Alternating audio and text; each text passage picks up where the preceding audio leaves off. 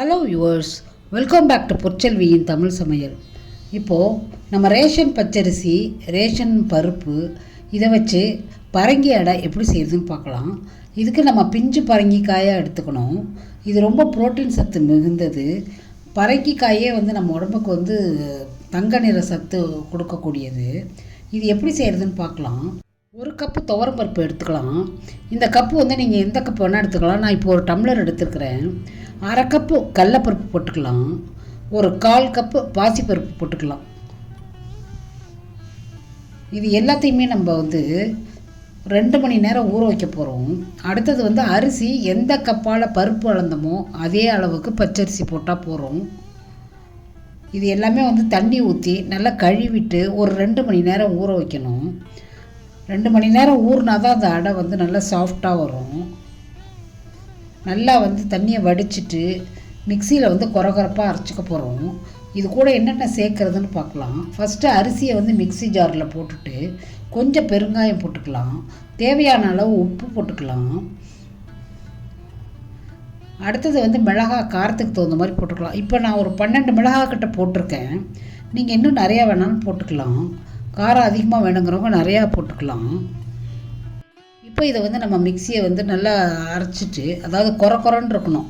ரொம்ப நைஸாக அரைக்க வேண்டாம்.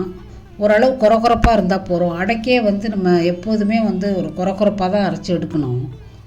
நைஸாக அரைக்க வேண்டாம். ஏன்னா ஒரு மாதிரி வழவழன்னு வந்துடும் அடை. கொரப்பாக இருந்தால் தான் நல்லா கிறிஸ்பியாக சூப்பராக இருக்கும் சாப்பிட்றப்ப. அரைச்ச விழுதை மிக்சிங் பவுலில் சேர்த்துக்கலாம். இப்போ மீதம் இருக்க பருப்பையும் நம்ம ஒரு பிடிச்சபடி ஒரு கருவேப்பிலை போட்டு அதையும் அரைச்சி எடுத்துக்கலாம். கருவேப்பிலை நம்ம சேர்க்க நல்லா வாசனையாக நல்லாயிருக்கும். உடம்புக்கு நல்ல சத்தும் கூட. இப்போ இதையும் அரைச்சிக்கலாம். கொஞ்சம் கொஞ்சமாக பருப்பு அரைச்சிட்டு அந்த மிக்சிங் பவுலில் எல்லாத்தையும் ஒன்றா சேர்த்துக்கலாம்.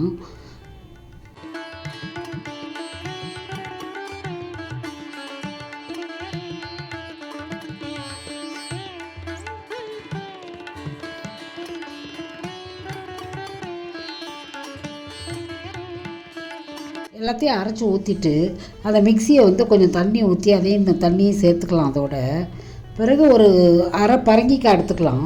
இந்த பரங்கிக்காய் பார்த்திங்கன்னா நல்லா பிஞ்சாக இருக்கணும். பரங்கிக்காயில் எக்கச்சக்கமான சத்து நமக்கு நிறையா கிடைக்கும். அதுவும் இதை இந்த மாதிரி அடை பண்ணி பருப்போடு சேர்த்து சாப்பிட்றப்ப இது இன்னும் கூடுதலாகவே நமக்கு சத்து கிடைக்கும். குழந்தைங்களும் நல்லா விரும்பி சாப்பிடுவாங்க. நார்மலாக பரங்கிக்காயை குழந்தைங்க சாப்பிட மாட்டாங்க. நம்ம இந்த மாதிரி சேர்க்குறப்ப அவங்க ஈஸியாக சாப்பிட்றதுக்கு வசதியாக இருக்கும். இதில் இன்னும் நீங்கள் காரம் வேண்டாம்னா வெல்லம் கூட சேர்த்து அரைக்கலாம். அரைச்சாலும் சூப்பராக வரும். இப்போ அந்த பரங்கிக்காயை நல்லா துருவிக்கலாம். கேரட் துருவுற மாதிரி நல்லா துருவிக்கணும். அப்போ தான் அது மாவில் போட்டோன்னா நல்லா ஈஸியாக வெந்துடும். இதே மாதிரி துருவி எல்லாத்தையும் எடுத்துக்கிட்டோம். இப்போ ஒரு அளவு ஒரு அரை பரங்கிக்காய் அளவு தான் எடுத்திருக்கேன். பரங்கிக்காய்னா பிஞ்சு பரங்கிக்காய் தான் இது, பெரிய பரங்கிக்காய் கிடையாது. இது எல்லாத்தையும் அந்த அரைச்சி வச்சுருக்கிற அரிசி மாவோடு சேர்த்துப்போம். எல்லாத்தையும் போட்டு நல்லா பிசைஞ்சிக்கலாம். பிசைஞ்சிட்டு நம்ம நார்மலாக உரப்படையெல்லாம் தட்டுவோம்ல, அதாவது அடை தட்டுவோம்ல, அது மாதிரி தட்டி எடுத்துக்க வேண்டியதான். பரங்கிக்காய் ஈஸியாக வெந்துடும். அதில் நல்லா டேஸ்ட்டாகவும் இருக்கும். நீங்கள் இதை செஞ்சு பார்த்துட்டு எனக்கு கமெண்ட் பாக்ஸில் போடுங்க. இதில் நம்ம பரங்கிக்காய் செஞ்சுருக்கோம். இது சொரக்காய், கேரட்டு, அது மாதிரி எது வேணாலும் நம்ம செய்யலாம். இது நார்மலாக அந்த பிஞ்சு பரங்கிக்காய் கிடைக்கிறதே கஷ்டம். கிடைக்கிற காலத்தில் வாங்கி நல்லா உபயோகிச்சுக்கோங்க. இதுதான் ஒரு நல்ல சீசன் இதுக்கு.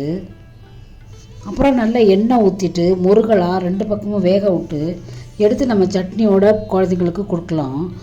நம்ம சட்னி இல்லைன்னா கூட பிள்ளைங்க சாப்பிட்ருவாங்க.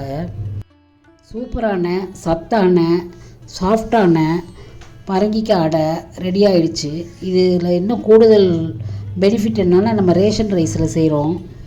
இந்த வீடியோ உங்களுக்கு பிடிச்சிருக்கும்னு நினைக்கிறேன். பிடிச்சிருந்தால் லைக் பண்ணுங்கள், கமெண்ட் பண்ணுங்கள், ஷேர் பண்ணுங்கள், மறக்காமல் சப்ஸ்கிரைப் பண்ணுங்கள்.